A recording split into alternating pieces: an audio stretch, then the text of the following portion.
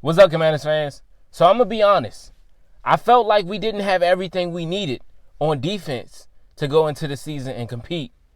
But I was totally wrong. There is a chance that I am completely wrong because I want y'all to think about this. The person that was leading our team in sacks last season was Dante Fowler, who went to the Dallas Cowboys, and he had 10.5 sacks for us, right? He didn't do much in the playoffs, but in the regular season, he had us looking sweet, right? So I want to think about the times when Dante Fowler had double-digit sacks, right? And the only other time he has had double-digit sacks was in 2019, and he had 11.5. So you're telling me multiple years ago when he had double-digit sacks, right? So what is that telling you, right? Of course, he got close to double digits, but he hasn't been in the double digits, right? And I want y'all to think about it. Maybe this is because of the system that he was in. He was in, and not just the system, but he was considered to be a starter, right? So him being in the front of everybody else, having the opportunity to get more opportunities, put him in a better position to get more sacks. And not only that, but the scheme around him allowed him to get more sacks. So bear with me. When I say this, I'm thinking about the people that we have on the list right now. The people that we have on our roster right now. I'm going to go down the list, but before I say that, think about what we did last season. We had 43 sacks. We came up from 26th in the league all the way to 11th with 43 sacks. And that was, I believe, 3 more than Dan Quinn had last season as a defensive coordinator. So let's not act like all this was on Dan Quinn. Some of it was on Joe Witt Jr. as well. And of course, because he's the defensive coordinator. But a lot of people like to give Dan Quinn all the credit. But I want to give some of it to him as well. But I want y'all to think about, what if it wasn't, if we don't have Dante Fowler now, what if we can still recreate that same team, that same person on the team to rack up double-digit sacks? Who is that going to be? I don't know. But because of what we have on the team, I think it's possible, right? Because we hear news about guys that can be interchangeable, guys that can play inside and out, like Javon Kinlaw. You know, we hear about the guys that we have so far and the guys that we have brought back, like Cleveland Farrell. He's back. You know, he got off to a great start last season. Had 2 sacks in the first 2 games. And then, you know, injuries started to keep him from being as explosive and being our starter, you know. And that's something that kept him from being great last season. What about this season? Can he be great again for us? You know, last season he had 3.5 sacks. Can he start off the season with 3.5 sacks? Can he get to it right away? Is he feeling healthy? And that's a lot that has to go into each and every season. Like, if guys are healthy, they're going to play their best. If guys can be as explosive as they want to, that's, you know, it's names that float around the league, like Jadeveon Clowney, Von Miller, Zadarius Smith. These are guys that in one moment of their career, they were healthy and they were playing at the top of they was playing at the top of their game. And I want to think about when Jadeveon Clowney was with the Ravens. He was doing numbers. So then he goes to the Panthers and he doesn't do as good. That can also be an example, just like the Dante Fowler situation, where he goes to a team and he does phenomenal. So it's like Saquon Barkley. He goes to the Eagles, and the way he plays goes along with the offensive line that they have around them. The the fact that everybody has to play 11 on 11, the fact that his breaking tackle ability is perfect. So everything just goes together. You know, see what I'm saying? Following? No? All right, cool. Well, I'm going to keep going.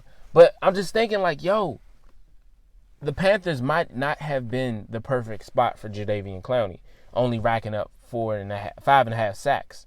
And, you know, he wasn't able to play as many touches as he was used to, but he still was productive.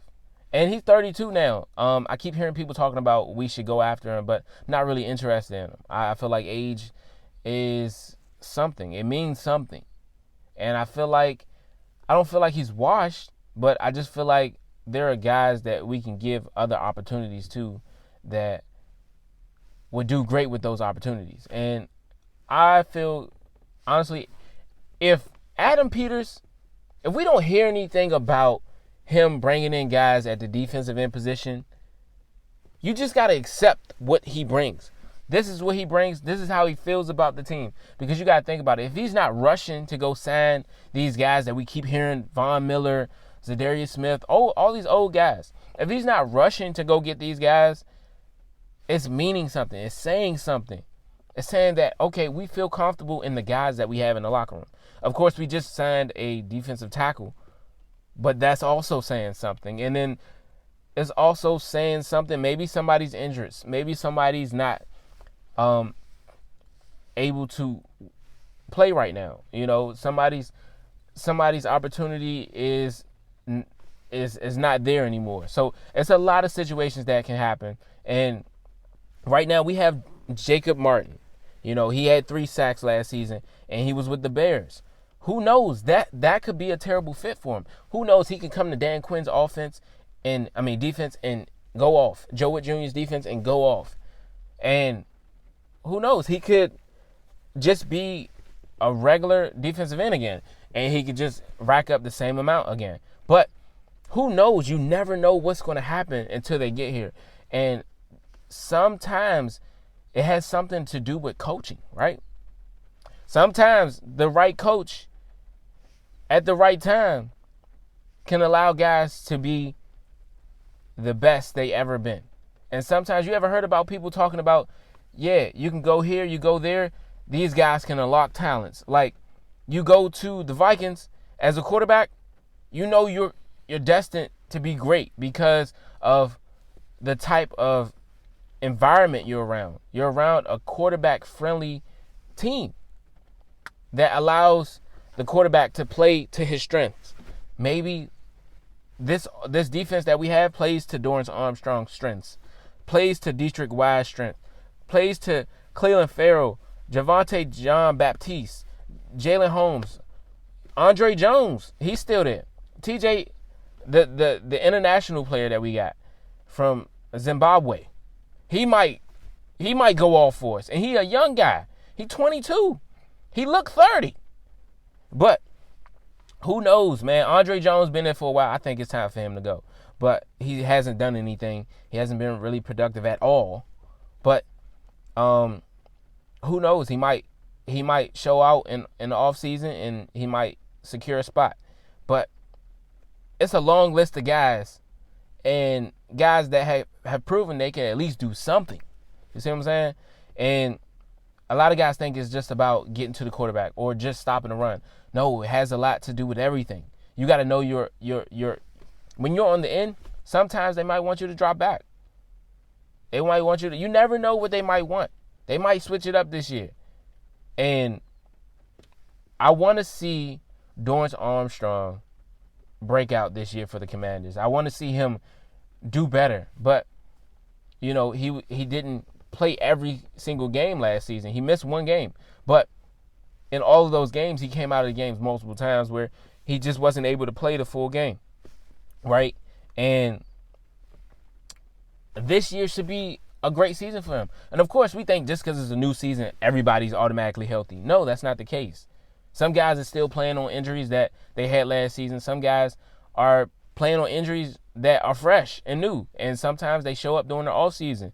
So you just got to sit back, relax, and hope for the best. Because we have a lot of guys in the offense, but none of these guys are really wowing us. But if we do think about the season that Dorrance Armstrong had last season, he had 5 sacks in the regular season and 3.5 in the playoffs. And he went off in that Lions game with 2 of them. So it's a lot that he has still there. And I can't wait to see him tap that potential and really go off. I'm excited for him. And we was excited to see him last season too, because we know he's been playing behind the Dallas Cowboys defensive ends like Micah Parsons and the guys that they had over there. So now he has the opportunity to be a starter in his second year in this defense with the Commanders. Of course, he played in this defense a long time ago with Dan Quinn. So this is the same thing. He just has to stay healthy, and it's easier said than done. But who knows? I believe I am completely wrong, and I believe that we have everything we need right here and now. And of course, I feel like this is going to be something we hit on early in the draft next season. Seeing that we weren't able to do the same this season, but I feel like defensive end is going to be the most important thing for us. And right now, we just got to work with what we have. That's what we did last season, and you see where that got us. So, with us having a much better offense with Jalen Lane, JCM, Ja'Cory Croskey-Merritt, with Deebo Samuel, Laramie Tunsil, Brandon Coleman. I'm not just talking about new guys. I'm talking about guys that were playing last year, and this is their second season in this offense. You know what I'm saying? Like Terry McLaurin playing with I can't even think of our quarterback. Jaden Daniels. There's too many Jalens and Jadens. So him playing with him in another year. Him, and then also him having Zach Ertz back. Him having guys that really helped his development and allowed him to develop at a faster pace too, along with the VR he's been using. But the offense is much better. We have guys we can depend on. We got our wide receiver room is locked. It's looking good. It's just about who's going to make this roster at this point. Luke McCaffrey in his second year. Michael Gallup back there. We got good guys back there. Terry's back. And like I said, they already broke a record together.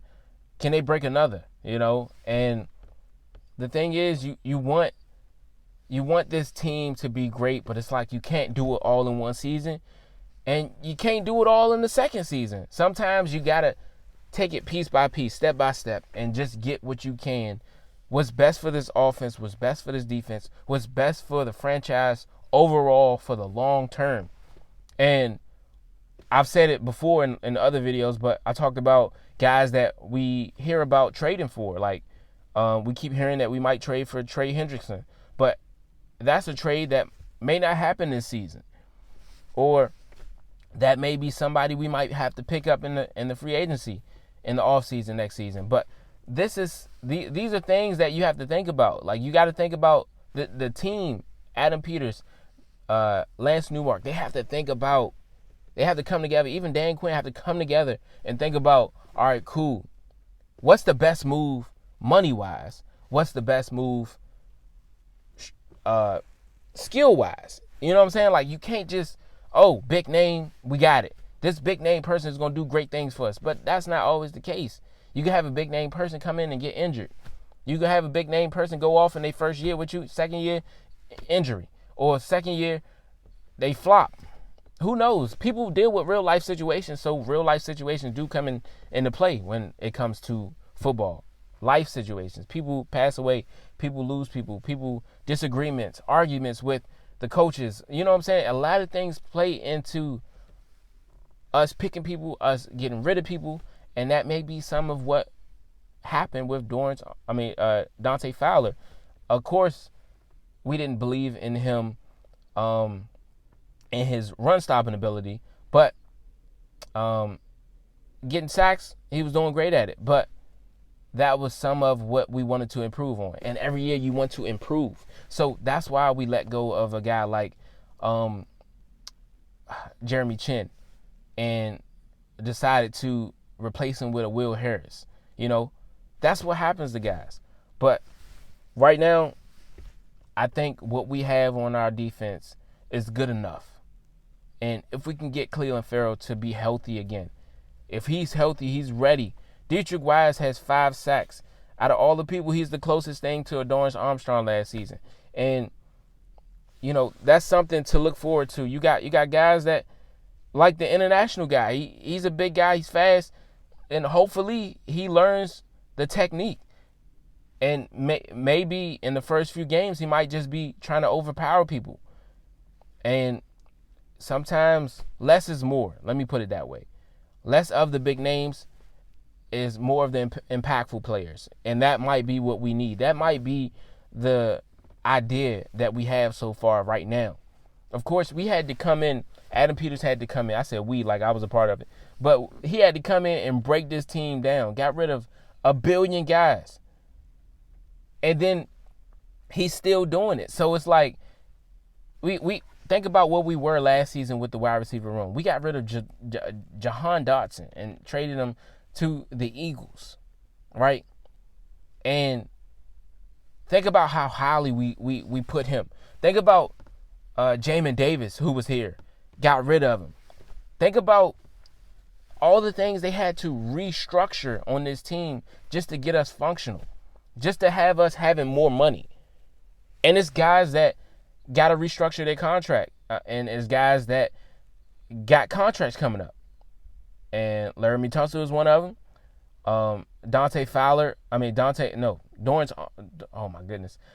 Payne is one of them. It's time for him to get a new contract. So he's going to be playing his heart out. I don't see us re-signing him. He makes a lot of money. And he hasn't really proved himself in his last contract as much. But then we have to think about Jonathan Allen, who we let go. He was getting old, and the Vikings picked him up. And then you got to think about the fact that we let De'Ami Brown and Olamide Zaccheaus go. It's a lot of guys we let go and brought back. A lot of guys we don't feel like is going to be here next season. I feel like we're going to be boosting up the defense even more with Bobby Wagner getting old and us having to rebuild at the middle linebacker position. That's why you see guys like the rookie last season trying to get the reps in, and he's feeling healthy now. So he's one of those examples that I was talking about. Like, he had a terrible rookie season because he wasn't able to play as much. He was injured majority of the season, and now this season he's going to come back and play. And that rookie is I can't think of his name right now, but y'all know who I'm talking about. Give me a second, I'll think of it. But he's a person that I want to see do better. I want to see have a breakout season. And Jacob Martin could be that guy as well. So it's a lot of guys that, it's not a lot of big names, but it's a lot of guys that can make stuff happen, can get the job done, can follow instructions, are coachable. And that's what you want. You want guys that are coachable. Not just thinking that, because I had 10.5 sacks, I don't got to do this. I don't got to do that. I can just focus on this. I can focus on that. But no, that's not the case. Because you're not just getting paid for just one thing. You're paid for everything. It's like a wide receiver has to block. You have to. Even running backs, you have to block in order to make room or keep a healthy quarterback or allowing other guys to prosper, and then you prosper as well. They're going to look out for you. It's a team sport. And you're not playing as a team, then we got to let you go. If you're not playing to the strengths of the team, we got to let you go. You're making us weaker. So I'm looking to see us get back in that 40 range in sacks. And of course, just because we think we don't have the big names don't mean these little names like Jacob Martin can't go out there and destroy them guys. And I know that sounds foul, but that's what I'm trying to do. I'm trying to get these guys to destroy them guys. I want y'all to destroy them. And our defensive end position is looking kind of old. We got guys all the way up from 28 and up. Hopefully we can get some younger guys in. Like I said, I think it's going to happen in the free agency next season, or it's going to happen in the draft next season. But I want to see us go up, man. And we have a lot to look forward to. And don't worry. If they're not worried and you don't see them picking up guys on defensive end, then we good. We straight. get worried when you start seeing them pick certain guys that you at the last minute. And that might happen. Let's not say that they're not thinking about it. It just hasn't happened yet. And of course, they might have been sending out deals that guys don't agree with or don't want to come here for some reason. It's a lot of reasons. But understand, Adam Peters and Dan Quinn, like I said before, they had it under control last season. See what that got us. Let them do it again, man. Relax, sit back, and maybe we might have everything we need. And we might have a double-digit sack leader for our team again. And what would that prove? That would prove that we didn't need Dante Fowler. That would prove that it wasn't Dante Fowler alone. It was the scheme that he was in that helped to aid him as well. Because it looked like sometimes he would just say F the outside and go inside and try to get the sack. And it was just like, you need a guy that's going to understand how to play both and play them well. So who knows who that's going to be. But like I said, we have a few middle linebackers that might be the new guys here. And then it's not Tyler Owens. Tyler Owens is the safety. It's the other guy. Why can't I think of his name? I do this every video, bruh. I can't think of the middle linebacker, but I'm excited to see what he does this year, seeing that he's healthy. And watch, as soon as I cut the video, I'm going to think of his name. But, yeah, though, I appreciate y'all for tuning in, man. And just so y'all know, I forgot this one thing. I forgot to let y'all know I'm out.